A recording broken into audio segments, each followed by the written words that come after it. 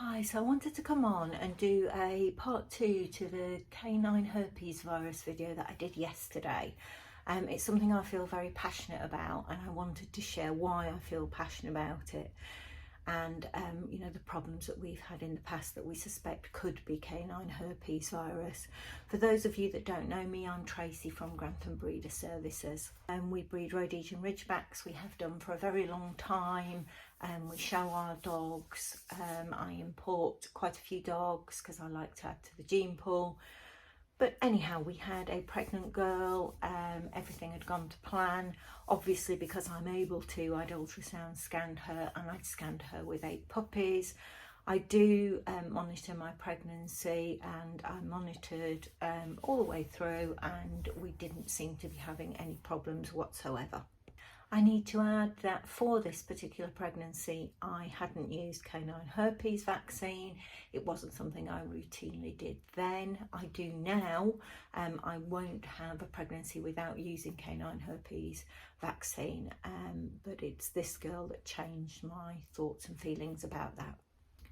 So I don't scan excessively in late pregnancy. I don't really want to mess the girls around when they're heavily pregnant.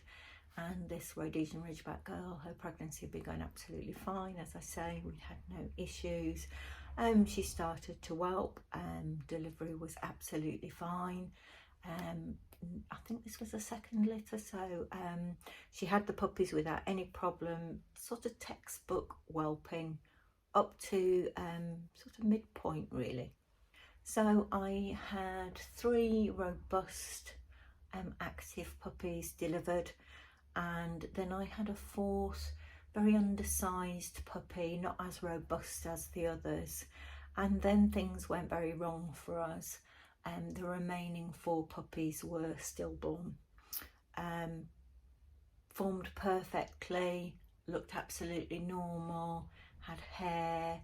I'm mentioning that because I know they weren't preterm, so I'm thinking that they'd lost their lives really late on, just before the whelping, because they were fully developed.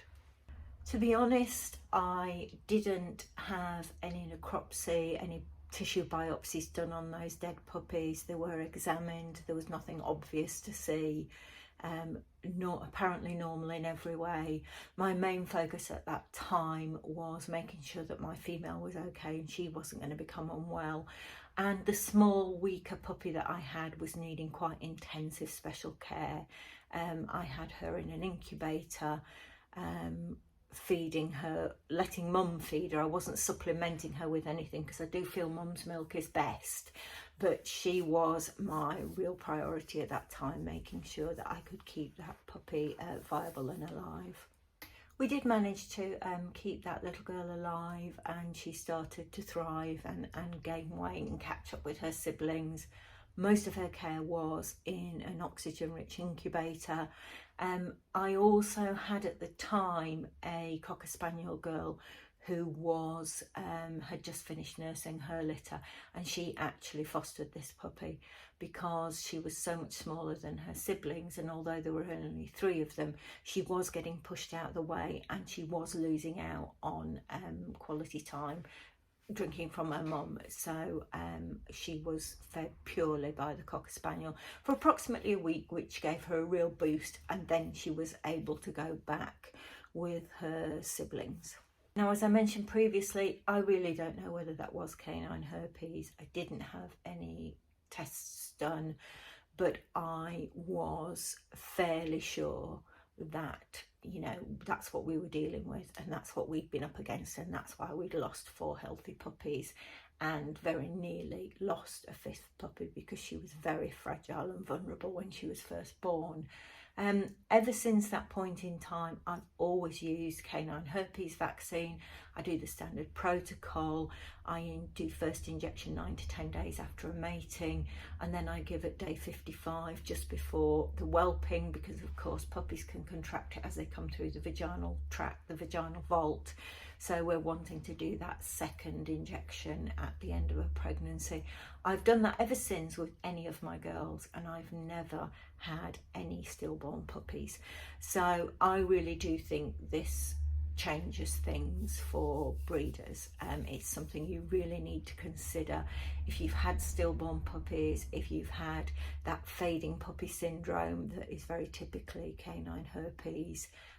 It's worth considering, it's worth discussing with your vets and making sure that they have either got or can get you in the vaccine, the canine herpes vaccine made by Eurocans. Now, many vets will tell you that they can only order them in boxes of 10. That's actually not true. They can order in a single dose of herpes vaccine, so they don't have to go to excessive costs. They can order in a single dose with their drug supplier, and it's usually delivered the next day.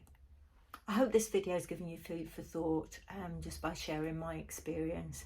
I don't like being in front of the camera, I'm not comfortable at all, but if it helps somebody, then it's well worth doing.